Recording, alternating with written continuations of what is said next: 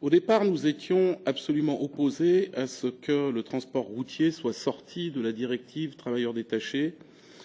Et oui, parce qu'il y a le problème du cabotage qui, à l'évidence, entraîne une concurrence déloyale entre les opérateurs nationaux. Moi, je suis français, je n'ai pas honte de dire les Français d'abord, et je constate que depuis 18 ans, 21 000 emplois ont été détruits sur ce secteur et qu'en moins de 10 ans, le tiers des entreprises de transport international ont disparu. Et c'est tout le sens de nos amendements. La solution est fort simple. Il suffit d'interdire le cabotage.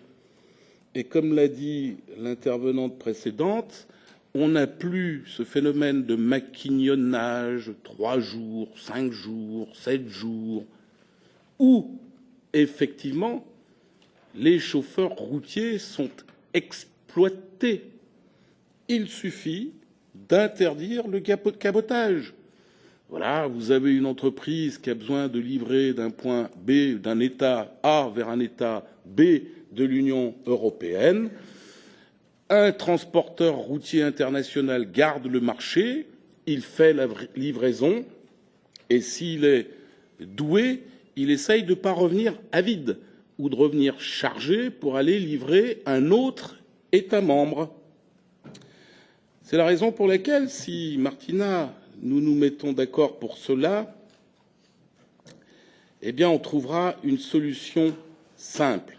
Mais comme l'a dit tout à l'heure Martina, mais alors là, comment est-ce que vous allez calculer ça?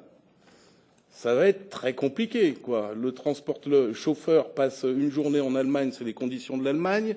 Après, il arrive en Belgique, il y reste une matinée, donc c'est une matinée aux conditions belges. Et puis après, il arrive en France, donc c'est une journée aux conditions françaises. Mais c'est une usine à gaz. Je vous invite vraiment à simplifier, à faire simple, et que les transporteurs fassent leur travail, ne reviennent pas à vide. Quant à l'utilisation et au développement des véhicules utilitaires légers, bien évidemment qu'il y a un détournement, mais volontaire, des textes. Donc, bien évidemment, il faut qu'ils soient soumis à tous les textes et à toutes les obligations. Quant à la tachygraphie, oh, la belle affaire! Croyez-vous qu'il soit seulement nécessaire de contrôler les temps de route, les temps de pause, le retour au pays? Je vous rappelle quand même qu'il y a des normes environnementales, des normes sanitaires, des normes concernant le bien-être animal, qu'il y a des normes de sécurité. Et tout cela, vous passez complètement à côté.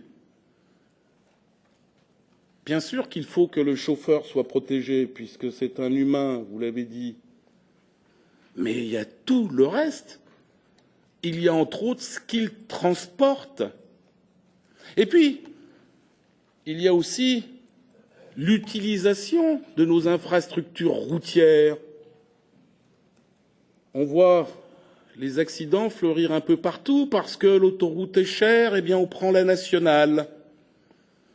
Et on ne paye strictement rien au pays que l'on traverse. Eh bien ça aussi, il faudrait le prendre en compte. Et c'est que ces transporteurs low cost participent à l'aménagement du territoire, à nos infrastructures. Ce tout pays qu'est la Suisse, il n'y a pas de péage sur les autoroutes suisses pour les Suisses. Mais pour ceux qui ne sont pas suisses, il y a une vignette. Donc tous ceux qui traversent la France, puisque c'est mon pays et que je le préfère d'abord, devraient participer aux frais qu'ils engendrent. Voilà, Martina, c'est à peu près l'objet de nos 29 amendements. Merci, Président.